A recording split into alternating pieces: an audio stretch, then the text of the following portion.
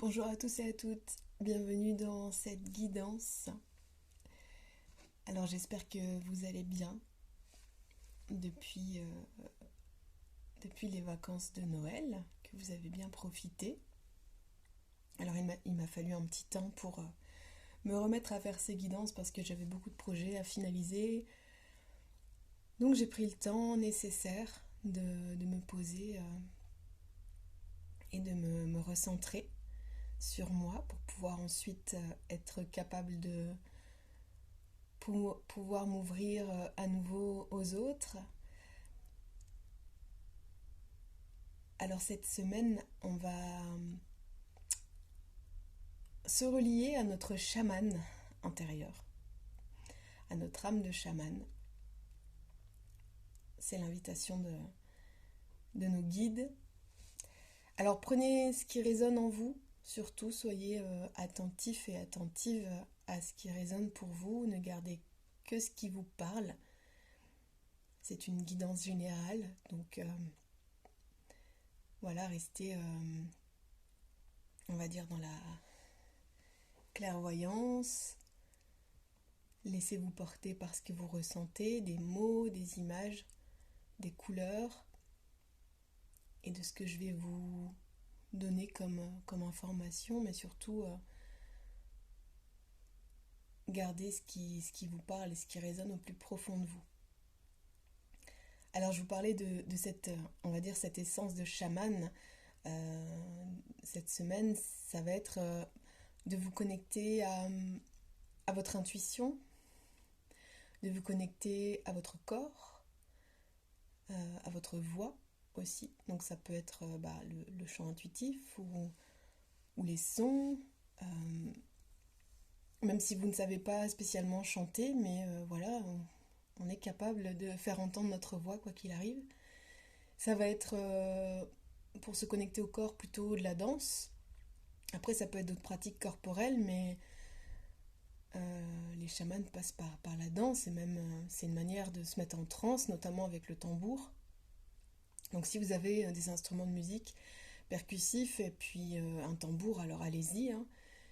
Les énergies sont là pour vous porter à vous connecter à votre nature de chaman.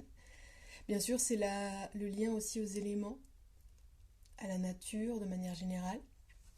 Alors, on m'a amené à mettre ce magnifique ouvrage de Jean-Sébastien Rosbach, Les chants de la déesse, et vous voyez, ça parle de chants aussi. Hein. Donc c'est un magnifique ouvrage que j'ai eu en cadeau pour mon anniversaire au mois de décembre. Et ce sont des contes illustrés avec des magnifiques dessins à l'aquarelle. Donc il est vraiment très, très joli, très inspirant. Si jamais ça vous intéresse, voilà, vous aurez la référence.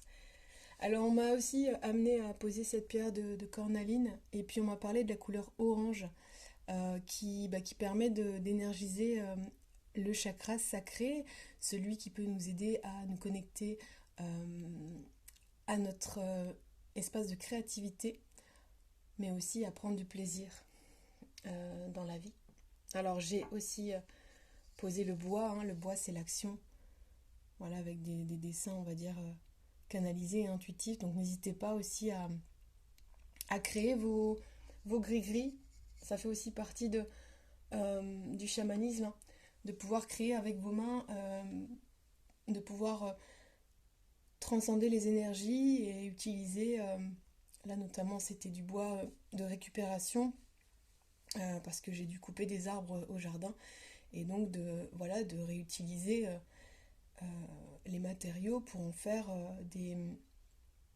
des objets pour moi de protection ou de rituel. Donc à vous de laisser parler votre créativité. Alors j'ai placé une plume pour nous amener de la légèreté. C'est une plume, alors j'adore cette plume parce que elle ressemble un peu à un pelage de tigre. Vous voyez, c'est une plume de faisan qu'on peut trouver. C'est des faisans qu'on trouve. Alors je ne sais plus exactement la race spécifique, mais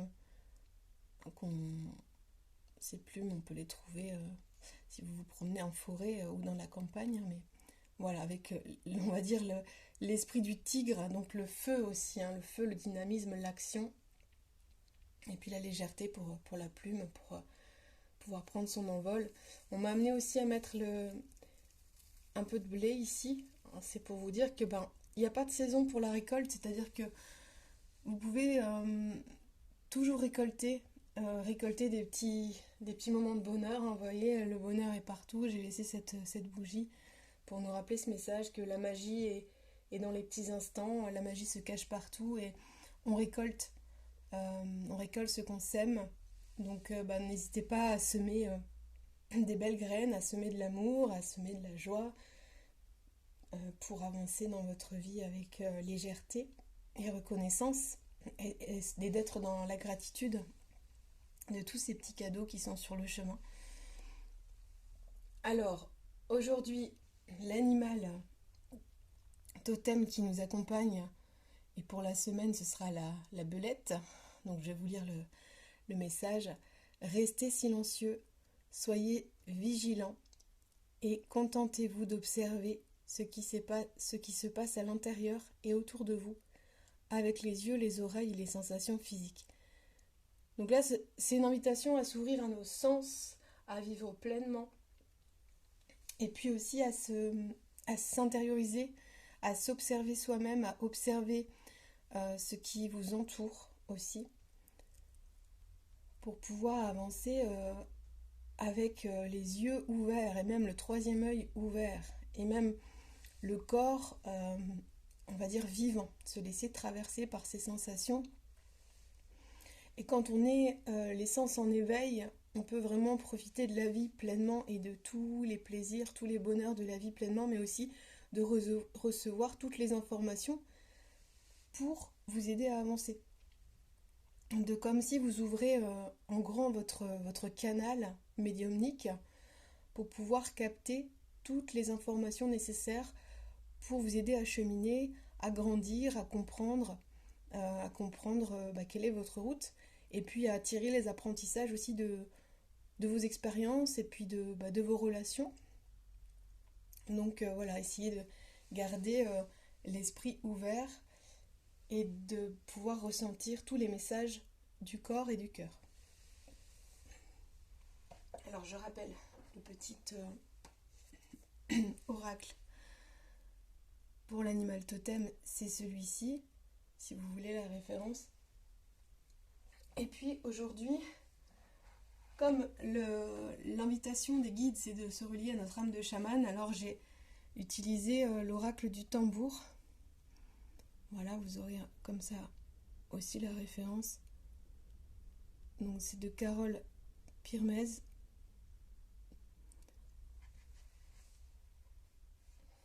Voyage cosmique au cœur de l'être. Alors le tambour, c'est vraiment effectivement un outil qui nous permet d'aller vraiment au cœur de soi, au cœur de l'être et de se connecter à notre âme. Et puis possiblement aussi alors à notre âme, mais aussi à toutes ces mémoires de l'âme et même alors à la blessure, aux blessures de l'âme. Donc le tambour, ça nous ouvre vraiment des dimensions et on peut aller explorer nos vies antérieures, hein, si tant est que vous y croyez, mais en tout cas, voilà mon expérience de la transe avec le tambour que j'utilise régulièrement, de le laisser opérer les libérations karmiques ancestrales et puis les libérations des mémoires akashiques. Donc voilà, après si vous voulez pousser l'expérience ou aller vous documenter sur le sujet, n'hésitez pas. Mais le mieux est encore de vivre ça, de vivre ces expériences, de jouer du tambour ou bien de recevoir un soin chamanique. Voilà, donc moi j'en propose, hein, si vous voulez tenter l'expérience, n'hésitez pas à me contacter. Mais le tambour, il nous permet vraiment de nous connecter à notre rythme aussi, hein, à notre battement cardiaque et puis à nous lier directement à la terre-mère, au rythme de la terre. Et d'ailleurs dans ce tirage, vous verrez, j'ai tiré la carte de la mère Terre. Alors je vais commencer dans l'ordre de tirage, hein, pour que ce soit plus simple. Alors j'ai tiré la plume de hibou. La plume de hibou, elle nous parle de vérité révélée, de magie, de mystère. Elle nous parle aussi de l'acceptation de nos ombres pour pouvoir voir la lumière. Donc ça parle aussi de transcender nos ombres, de les accepter, de les intégrer, et puis d'aller voir ce qui se cache derrière les ombres, parce qu'il y a toujours de la lumière. Et puis vous voyez, c'est joli, là je vois le jaune qui ressort en fait de ce hibou. Donc c'est la protection, les vérités révélées. Le hibou, c'est un animal qui voit, qui a des prémonitions, qui est clairvoyant. Donc voilà, c'est encore une invitation à vous connecter à votre intuition, de laisser le mental de côté pour pouvoir vraiment vous connecter à l'intuition. Mais aussi, c'est un animal nocturne. Ça nous demande de nous connecter aussi la nuit.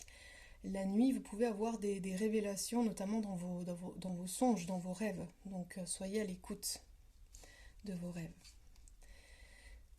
Alors la deuxième carte que j'ai tirée, c'est l'arc-en-ciel. Donc l'arc-en-ciel, vous voyez, puis il y a un cœur ici. Alors l'arc-en-ciel, je vais vous lire, parce que je trouve ça très joli, comment c'est expliqué dans cet oracle. Ça nous relie à cette notion de présence, de profiter de l'instant, parce que vous savez qu'un arc-en-ciel, c'est très éphémère. Et puis ça nous parle aussi de mettre de la couleur dans notre vie, de ne pas voir les choses en noir. Ça peut arriver, hein, il y a des hauts et des bas pour tout le monde, mais d'essayer justement de laisser les choses s'éclairer et se colorer, de pouvoir sortir de... D'ailleurs, c'est assez drôle, regardez, on dirait qu'il y a quelque chose de sombre là. Je vais essayer de voir pour que ça fasse un bon... Voilà, focus sur la carte. Vous voyez, en bas de la carte, c'est très sombre. C'est comme s'il fallait sortir d'un espèce de gouffre pour pouvoir voir les couleurs de la vie. Donc voilà, ça arrive à tout le monde d'être dans des phases dépressives, ou même des nuits noires de l'âme, mais et parfois il faut toucher le fond pour pouvoir ensuite voir la lumière. Donc voilà, cette carte, elle me fait penser à ça, donc de sortir de nos ombres pour voir que la vie peut être aussi joyeuse, lumineuse, et qu'il y a de l'amour quoi qu'il arrive. Donc l'arc-en-ciel, ça nous parle donc de nouveaux mondes, de collaboration, d'union, de sagesse, d'amour, d'harmonie et de courage. La pluie finit toujours par arrêter de tomber. Entre deux nuages, l'arc-en-ciel est de passage pour te donner du courage.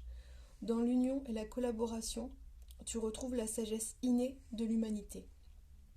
L'arc-en-ciel, chemin de traverse entre la terre et le ciel, escalier coloré, porte du ciel. Dans de nombreuses croyances, l'arc-en-ciel crée un pont entre le monde de la matérialité et celui des divinités. Phénomène optique surprenant, son apparition est toujours considérée comme quelque chose de magique chez les enfants. Et je dirais pour les adultes qui ont un cœur d'enfant aussi et une âme d'enfant. Parce que moi je suis toujours émerveillée par les arcs-en-ciel, hein. C'est vraiment... voilà, ça me fait tout arrêter pour vraiment profiter de l'instant, de cet instant éphémère et magique. Et pour cause, cet arc de cercle géant projette dans nos regards une palette de couleurs unies comme des sœurs. Après la tempête, lorsque Grand-Père Soleil scintille dans le ciel, l'arc-en-ciel apparaît. Au travers du prisme du clan de l'eau, la lumière blanche se transforme. Trésor pour les yeux, véritable palette artistique. Le passage de l'arc-en-ciel est toujours éphémère.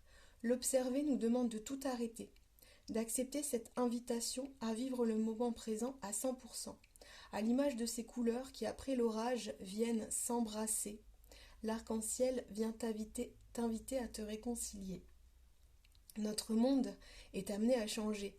Tous, nous sommes appelés à réapprendre la signification du mot « aimer ». Tolérance universelle, respect, innovation. La nature est notre maison. Ensemble, les peuples peuvent cheminer vers le nouvel âge d'or dont on nous a tant parlé. Te sens-tu prêt à te réinventer ? Inspire le monde, deviens sagesse. incarne la lumière qui traverse l'humanité. Le monde nouveau est prêt à émerger et tu es là pour y participer. Ah, c'est très joli, hein. C'est vrai que ça parle aussi d'humanité et de prendre part, un peu comme le colibri en fait. Chacun fait sa part pour amener de la lumière, pour incarner la lumière. J'aime beaucoup cette phrase, trésor pour les yeux, véritable palette artistique. Alors il y a aussi cette invitation dans ce tirage, et notamment avec la carte du clan de l'eau, c'est d'aller vers vos aspirations profondes et votre feu créateur et créatif. Donc de faire ce qui vous passionne, justement pour enjoliver ce monde, pour apporter votre lumière au monde. Donc bien sûr qu'on peut passer par les arts. Et les chamans sont artistes, hein, parce que les chamans, ils ont cet art de vivre avec la danse, avec le chant, avec voilà, les créations de leurs mains. Donc ils sont artistes, donc par essence, hein, et nous le sommes tous, créateurs de notre vie et artistes. À vous de trouver par contre quel est l'art dans lequel vous voulez vous exprimer et par lequel vous voulez vous montrer tel que vous êtes aux yeux du monde. Donc la carte de l'arc-en-ciel, voilà, c'est un beau message. Et ça nous parle aussi, voilà, d'aimer l'amour véritable. C'est quoi l'amour véritable? Et est-ce que j'aime assez bien?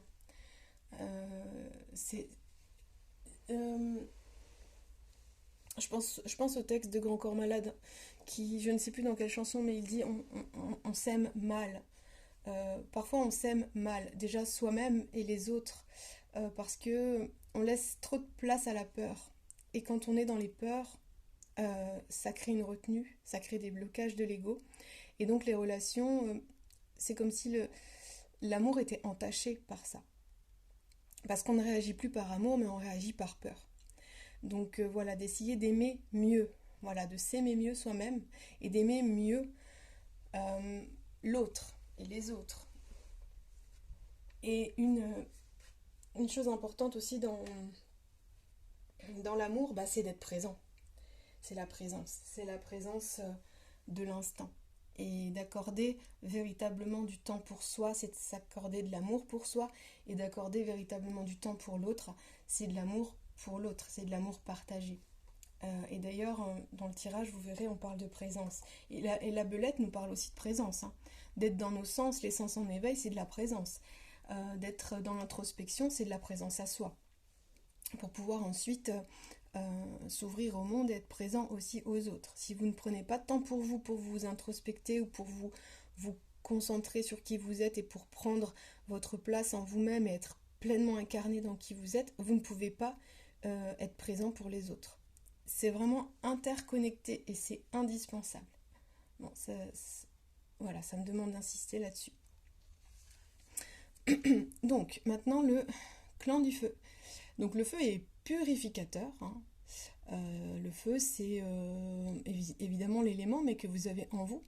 Votre passion, vos élans, votre feu, c'est votre énergie aussi, c'est votre énergie vitale, hein. C'est le feu digestif, évidemment, pour nous aider à digérer tout ce qui est alimentaire, mais aussi le feu pour digérer aussi les émotions. Donc n'hésitez pas d'ailleurs si vous voulez purifier ou transcender des énergies, n'hésitez pas à allumer une bougie chez vous. Et puis même, pourquoi pas, hein, si vous avez des choses à libérer de votre cœur, de d'écrire une lettre et puis de la mettre dans le feu aussi, ça peut être une manière vraiment de vous libérer, hein. C'est un pouvoir de libération, le feu. Donc voilà, cette carte nous invite à nous connecter à ce qui nous passionne vraiment, pour être pleinement qui nous sommes, et puis nous mettre en énergie et en action. Alors, ici, bon, la carte, elle parle d'elle-même, je vais pas la lire particulièrement, c'est la carte 37 qui nous parle de la présence. Je suis là pour moi Et si je prends du temps pour moi, je peux aussi être là pour les autres. Et d'être là, voilà, de se poser la question, est-ce que je suis pleinement ici et maintenant? Par exemple, moi j'ai souvent le cas quand je joue avec mes enfants, mon esprit divague, mon mental veut me faire croire que c'est plus important d'aller faire une autre tâche qui va être plus productive peut-être pour développer mon activité professionnelle ou alors mes projets artistiques. Mais en réalité, c'est un choix, c'est-à-dire que je choisis d'être présente pour pouvoir jouer avec mes enfants parce que j'aime communiquer avec eux, j'aime créer avec eux aussi, hein. C'est pas forcément des jeux, ça peut être aussi Là, on a créé un mandala ensemble, donc ça peut être aussi partager ma passion de la peinture avec eux. Mais dans ces moments-là, j'essaye vraiment de mettre en pause mon mental voilà, de faire taire mon petit diable qui me dit non, va plutôt faire ci ou ça, c'est plus urgent, alors qu'il n'y a rien de plus urgent que de passer du temps avec les gens que j'aime. Et voilà, que ce soit mes enfants ou des amis qui sont chers à mon cœur, en fait, si j'ai décidé, j'ai fait le choix d'être présente à tel moment pour partager une activité ou pour aller faire une sortie avec un ami, et ben la moindre chose que je puisse faire, c'est d'être présente dans l'activité ou dans la sortie que j'ai choisi de faire et d'être présente à moi-même dans mes sensations, mais d'être présente à l'autre. Et c'est pas évident. Et je me rends compte à quel point je dois dompter mon mental actuellement pour à chaque fois revenir à la présence et ne pas laisser divaguer mon mental à droite à gauche, quoi, de revenir ici et maintenant. Et je vous invite à constater ça, à essayer d'observer ce qui se passe en vous quand vous êtes dans un moment d'activité. Est-ce que vous arrivez à rester dans l'activité en présence des gens avec qui vous êtes ou est-ce que vous faites des allers-retours et si vous en faites, où est-ce que votre mental essaye de vous emmener?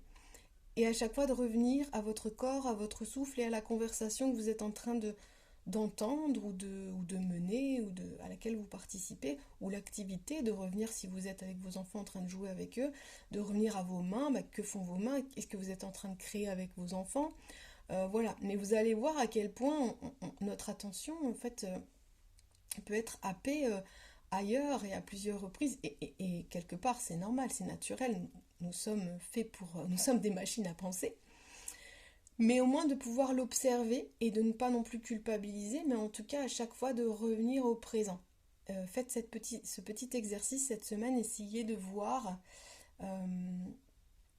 où essaye de vous emmener votre mental et il y a des choses à travailler, hein.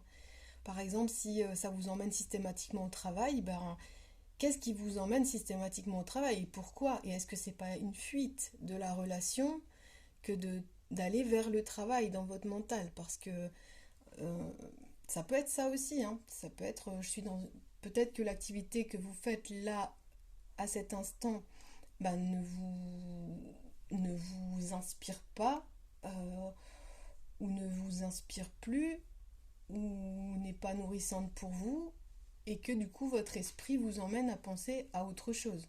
Ou alors est-ce que vous prenez du plaisir, parce que c'est ça aussi, c'est de bien choisir vos activités. L'idée c'est de pouvoir vous nouer avec le plaisir d'être. Donc voilà. Et puis si l'activité que vous faites vous ennuie vraiment, bah, trouvez autre chose. Mais d'essayer d'observer ce qui se passe et pourquoi ça se passe.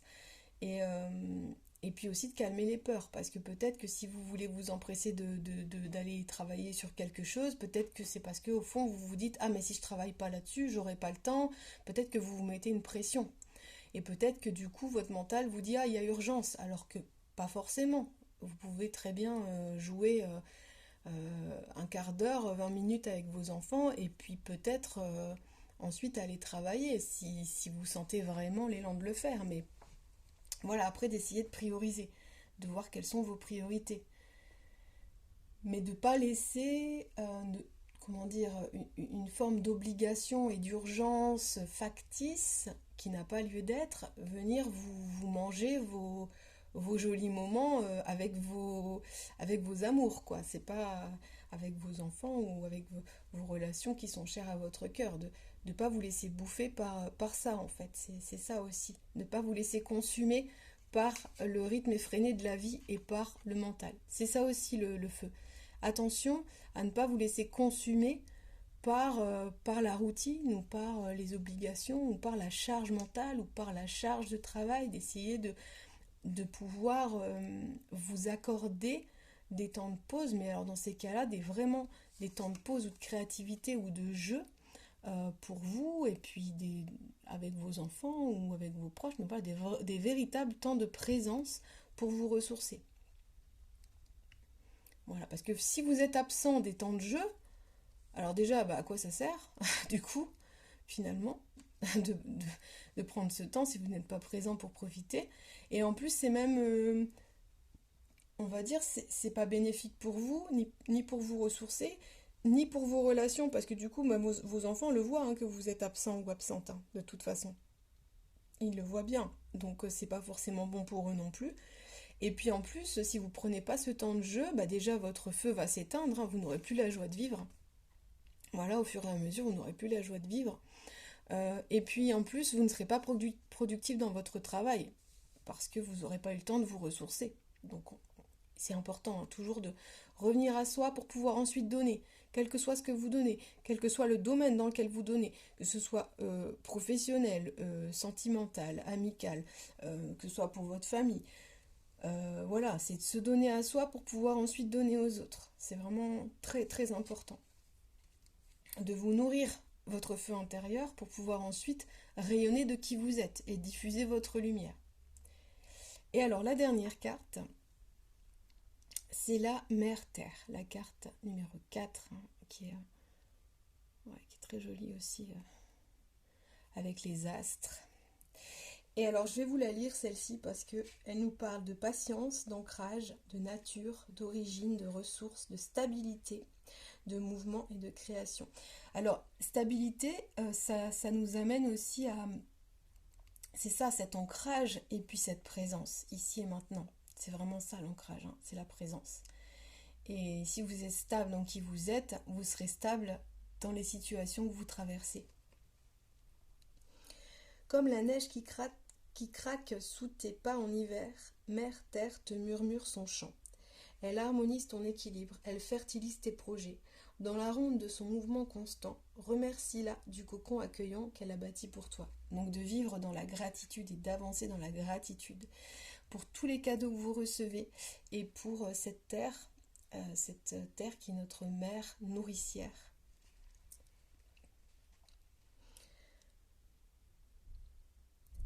Hébergée par l'univers pour un nombre indéfini de siècles, Mère Terre est notre repère. Née il y a environ 4,5 milliards d'années, elle a pris du temps pour se préparer. Plusieurs millions d'hivers lui furent nécessaires pour créer son atmosphère et recouvrir son doux manteau d'océan. La Terre, notre mère, pourquoi ces mots résonnent-ils autant ?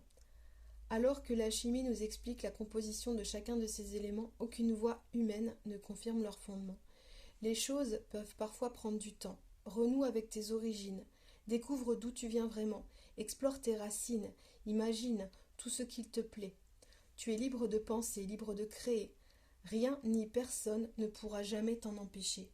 Accorde ta vibration au chant de guérison de notre mère. Si ton monde intérieur se met à trembler, respire et continue de bouger. Ne te laisse pas impressionner par tout ce qui pourrait venir te troubler. Actes malveillants, ego démesuré. Entends le bruit de la tempête. Mais prends soin de t'en préserver. Chaque expérience est unique. Quand Mère Terre te rend visite, elle synchronise les battements de ton cœur au rythme de son champ magnétique. Souviens-toi, tu es ici en transit. Alors oui, la vie est un voyage. C'est un voyage au temps limité. C'est à vous de choisir ce que vous voulez faire de ce temps imparti. Et c'est à vous de vous réaliser. Vous êtes libre de penser, libre de créer. Rien ni personne ne pourra jamais vous en empêcher. Donc c'est vraiment une invitation à être. C'est une invitation à prendre vos racines dans qui vous êtes, à montrer vos potentiels, à créer votre vie, à créer l'œuvre de votre vie, à aller voir qui vous êtes vraiment au fond de vous-même. Et puis elle nous parle de chant aussi, hein, dans cette phrase, Mère Terre te murmure son chant. Donc il y a aussi ce chant vibratoire, ce chant élargi de conscience, le chant C-H-A-N-T, mais aussi C-H-A-M-P, le chant des possibles. Et d'aller récolter là, dans ce chant. Tous les cadeaux qui sont là pour vous, toutes les offrandes, toutes les bénédictions. Et puis surtout de faire des offrandes à la terre aussi et de remercier la terre qui nous nourrit depuis tant d'années, depuis tant de générations. Donc, et puis qui va nous survivre, hein, de toute façon, parce que notre temps, voyez bien, il est limité, il est plus limité que le sien, hein. Elle était là avant nous, elle sera encore là, je l'espère vraiment du fond du cœur après nous et encore longtemps après nous. Mais donc voilà, euh, vivez dans la gratitude, dans la reconnaissance de tous les petits cadeaux que vous pouvez recevoir jour après jour. Soyez présents dans la présence, tous les sens en éveil et l'intuition activée. Prenez soin de votre feu intérieur, de votre créativité, de votre énergie vitale. Respirez, aimez de manière inconditionnelle, en dehors de l'ego, en dehors des croyances. Aimez, pardonnez, si vous pouvez, et allez voir la magie de la vie. Reliez-vous à l'esprit du hibou qui explore ses ombres et qui revient toujours vers plus de lumière. Trouvez de la légèreté et puis essayez de calmer le mental et les peurs. Voilà, c'est tout ce que je vous souhaite pour cette semaine. Je vous dis à très bientôt et n'hésitez pas à me contacter pour un soin énergétique, un soin chamanique, pour une guidance. Voilà, je suis disponible et disposée à vous recevoir, soit à l'Euphorie, soit bientôt chez Oli à partir du mois de février, ou alors en visio ou par téléphone. Voilà, je vous dis à très bientôt et je vous laisse rayonner de votre âme de chamane.